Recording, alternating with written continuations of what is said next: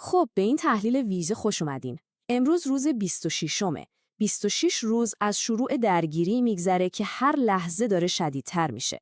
شاید یه حرفایی از صلح شنیده باشیم ولی واقعیت روی زمین یه چیز دیگه است. میدونین؟ بمباران‌های سنگین، اعزام نیروهای جدید و از اون طرف یه نع محکم به هر پیشنهاد دیپلماتیکی. خیلی خوب. بریم سر اصل مطلب.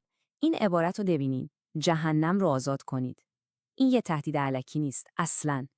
این حرف مستقیم کاخ سفید به ایران. پیامش از این واضح‌تر نمیشه. یا طرح آتشبس ما رو قبول میکنین یا با جوابی روبرو میشین که تا حالا ندیدین. یعنی چی؟ یعنی دیگه وقت حرف زدن تموم شده. صبر دیپلماتیک ته کشیده و دیگه فقط گزینه نظامی روی میزه. اینجا قشنگ میتونیم ببینیم دو طرف چقدر از هم دورن.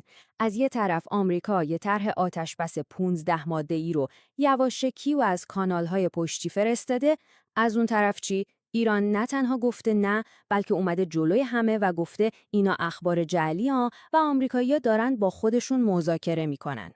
ببینید این مسخره کردن علنی یعنی تهران اصلا خیال نداره با شرایط واشنگتن پای میز مذاکره بیاد. و خب وقتی در دیپلماسی اینجوری بسته میشه، در جنگ باز میشه. خب تو بخش اول میخوایم دقیقاً کالبد شکافی کنیم ببینیم چی شد که دیپلماسی به کل شکست خورد. اصلا چطور شد که مذاکرات اینجوری از هم پاشید و چرا دیگه حرف زدنی فایده‌ای نداره؟ بیایم با هم جزئیات این بنبست رو که ما رو تا لبه پرتگاه آورده بررسی کنیم. ببینید اینا خواسته های اصلی آمریکاست که لو رفته. این فقط یه آتشبس معمولی نیست، یه التیماتومه برای اینکه ایران سیاست‌هاش رو از پایه عوض کنه. برچیدن تأسیسات هسته‌ای و پایان دادن به پول دادن به نیروهای نیابتی، اینا دو تا ستون اصلی طرحن. آمریکا در ازای برداشتن تحریم‌ها از ایران می‌خواست که از مهمترین ابزارهای قدرتش دست بکشه. اینا شرایطیه که قبول کردنش برای هر دولتی تو تهران تقریباً غیر ممکنه. و حالا جواب ایران رو ببینید که تو رسانه‌های دولتیش اومده. به این خواسته ها دقت کنین، همه کشتارها رو متوقف کنین، غرامت جنگی بدید و حاکمیت کامل بر تنگه هرمز. اینا فقط یه سری خواسته متقابل نیستن. یه جورایی دارن میگن ما اصلاً اهل مذاکره نیستیم و خیلی هم موضعمون سرسختانه است. ایران با این پیشنهاد عملاً توپ رو انداخته تو زمین آمریکا و نشون داده که اصلاً از موضع ضعف حرف نمیزنه. همین تقابل خواستگاه بود که مذاکرات رو به بنبست کشوند. این وسط پاکستان سعی می‌کرد به عنوان یه میانجی بی‌طرف یه راهی برای حرف زدن باز نگه داره. ولی خب حالا دیگه حتی نقش اونا هم به هیچ دردی نمیخوره. وقتی ارتش ایران میاد و علنی مذاکرات رو مسخره میکنه، داره به اسلام آباد و واشنگتن این پیام رو میده که اون کانال پشتی دیگه بسته شده و جایی برای گفتگو نمونده. این یعنی بنبست کامل دیپلماتیک. خیلی خب پس دیپلماسی که تموم شد، حالا میرسیم به میدون جنگ. جایی که دیگه حرفها تموم شدن و اسلحه داره حرف میزنه. این بخشی بررسی تاکتیکی از 24 ساعت گذشته است. 24 ساعتی که درگیری‌های نظامی مستقیم حرف اول و آخر رو زده. یه نگاه به این نمودار بندازین. این نمودار تعداد کل موشک‌ها و پهپادهای شلیک شده از طرف ایران تو 5 روز گذشته رو نشون میده. شاید اولش با خودتون بگین که خب حجم حملات یکم اومده پایین، اما اصل داستان یه چیز دیگه است. یه تغییر استراتژیک خیلی مهم تو اهداف اتفاق افتاده. ایران به جای اینکه حجم زیادی حمله به یه نقطه بکنه، استراتژیشو عوض کرده و داره همزمان به چند تا جبهه حمله میکنه تا پدافند هوایی ائتلاف رو تو چند نقطه همزمان درگیر کنه و به مرز فروپاشی برسونه. این جدول جزئیات دقیق حملات 24 ساعت گذشته رو به ما نشون میده. ببینید چقدر هماهنگه. یه موشک بالستیک سنگین به سمت اسرائیل، 5 تا موشک بالستیک و 17 تا پهپاد انتحاری به سمت امارات و بیش از 20 تا پهپاد هم به سمت عربستان. این یه حمله کاملاً هماهنگ به چند تا از متحدای اصلی آمریکاست. هر کدوم از این حملات طراحی شده تا یه بخش از شبکه دفاعی منطقه رو تست کنه، فرسوده کنه. و این یکی واقعاً موفق بود. یه موفقیت بزرگ برای ایران و یه شکست تکان دهنده برای سیستم‌های دفاعی اسرائیل. یه موشک با کلاهک 100 کیلویی از تمام سیستم‌های دفاعی رد شده و خورده درست وسط تل‌آویو، یعنی قلب اقتصادی اسرائیل. تأثیر روانی همچین حمله‌ای خیلی خیلی بیشتر از خسارت فیزیکیشه و این پیام رو میده که هیچ جا امن نیست. و این حمله تلفات هم داشته. گزارش‌های اولیه میگن حداقل 4 نفر تو تل‌آویو زخمی شدن. شاید این عدد تو مقیاس یه جنگ کوچیک به نظر بیاد، ولی اصلاً اینطور نیست. هر یه نفر تلفات غیر نظامی، اونم تو قلب اقتصادی یک کشور، فشار سیاسی و عمومی رو برای جلاب قاطع و کوبنده چند برابر میکنه. این 4 نفر میتونن اهرمی برای شدیدتر شدن جنگ باشن. جواب اسرائیل هم خیلی سریع و خیلی شدید بود. و کجا رو زدن؟ ورامین، یه منطقه مسکونی و صنعتی تو جنوب تهران. اینکه یه منطقه مسکونی تو حومه پایتخت ایران هدف قرار بگیره، یه پیام خیلی واضح برای بالا بردن تنش و نشون میده که اسرائیل حاضر جنگ رو به داخل خاک ایران بکشونه. و این جواب بهای انسانی خودش رو داشت. گزارش‌ها میگن حداقل 12 نفر تو حمله به ورامین کشته شدن. این دیگه یه پله بالاتر رفتن تو درگیریه. تلفات غیر نظامی تو حومه پایتخت ایران.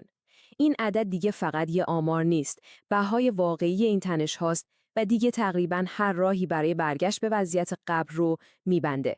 و بلافاصله بعدش آمار زخمی اومد. 28 نفر. این عددها نه تنها شدت حمله رو نشون میدن، بلکه یعنی یه فشار وحشتناک روی سیستم درمانی یه منطقه مسکونی. این آدما، این خانواده‌ها شدن زخمیای یه جنگ اعلام نشده و داستان‌هاشون بدون شک چرخه خشونت و انتقام رو برای مدت‌ها تندتر میکنه. و همزمان یه جبهه دیگه هم باز شده، جبهه شمال. نیروهای اسرائیلی دارن یه منطقه امنیتی به عمق 30 کیلومتر تو جنوب لبنان درست میکنن. هدف استراتژیک این کار اینه که حزب الله رو عقب برونن و شمال اسرائیل رو از برد راکت‌های اونا خارج کنن. این یعنی یه عملیات زمینی بزرگ و طولانی. و این تصویر بهای فاجعه بار این عملیات تو لبنان رو نشون میده. بیش از 1000 نفر کشته و بیشتر از 1,000,000 نفر آواره. این عددا یعنی بحران انسانی تمام عیار که زیر سایه درگیری اصلی داره اتفاق میفته و میتونه کل کشور لبنان رو بی‌ثبات کنه. خیلی خوب، حالا برسیم به واکنش اصلی آمریکا. این بخش در مورد تحرکات نظامی بزرگ آمریکاست، کارهایی که جواب مستقیم به وضعیت دیپلماسی و تاکتیکی فعلیه و خودش باعث میشه تنش‌ها از این هم بیشتر بشه. اینا دیگه شوخی نیست. پنتاگون داره نیروهای واکنش سریعش رو میفرسته. بین 1000 تا 3000 سرباز از لشکر 82 هوابرد و 2 تا واحد اعزامی تفنگداران دریایی که روی هم میشن حدود 5000 نفر. این نیروها برای عملیات‌های برق‌آسا آموزش دیدن. مثلا برای گرفتن یه سری نقاط حیاتی یا ایجاد یه جای پا. فرستادن این نیروها یه سیگنال خیلی خیلی جدیه. این تایملاین کل داستان این چند روزه. قشنگ نشون میده چطور هر بار که دیپلماسی شکست خورد، یه حرکت نظامی جاش رو گرفت. روز 22 آمریکا طرح صلح میده. فقط یه روز بعد پنتاگون دستور میده تفنگدارای دریایی برن. روز 25 ایران طرح رو رد میکنه و امروز همزمان با تهدید کاخ سفید لشکر 82 هوابرد هم داره اعزام میشه. هر شکست تو حرف با یه حرکت نظامی جواب داده شده. این دقیقاً یعنی مسیر مستقیم به سمت جنگ. خب، تو بخش آخر بیایید از منطقه یکم فاصله بگیریم و ببینیم این جنگ چه اثری روی کل دنیا داره. چون این فقط یه جنگ منطقه‌ای نیست. یه دومینوئه که همه رو تحت تأثیر قرار میده.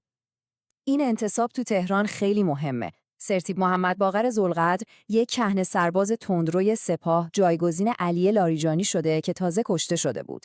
این انتصاب نشون میده که ایران داره موضع داخلیش رو سفت و سخت‌تر میکنه و داره ساختار فرماندهی رو به حالت جنگی کامل در میاره. این یعنی چی؟ یعنی تصمیم‌های بعدی احتمالاً خیلی نظامی‌تر و تهاجمی‌تر خواهند بود.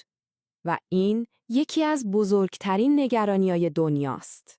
تنگه هرمز، یکی از حیاتی‌ترین شاهراه‌های دریایی جهان، عملاً تو ترافیک گیر کرده. ایران گفته فقط به کشتی‌های غیر متخاصم اجازه رد شدن میده. یه عبارت خیلی مبهم که عملاً کشتیرانی بین‌المللی رو فلج کرده و گلوی انرژی دنیا رو بسته.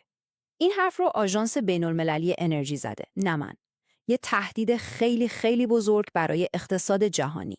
این یه هشدار رسمی و جدیه که نشون میده بازارهای انرژی تو آستانه یه شوک وحشتناکن و این درگیری میتونه کل دنیا رو وارد یه رکود اقتصادی بکنه. یه نکته خیلی جالبه دیگه، این شکاف بین متحدینه. سفیر اسرائیل تو سازمان ملل صاف و پوستکنده میگه عملیات نظامی ادامه پیدا میکنه تا وقتی که توانایی‌های ایران تبدیل به خاکستر بشه.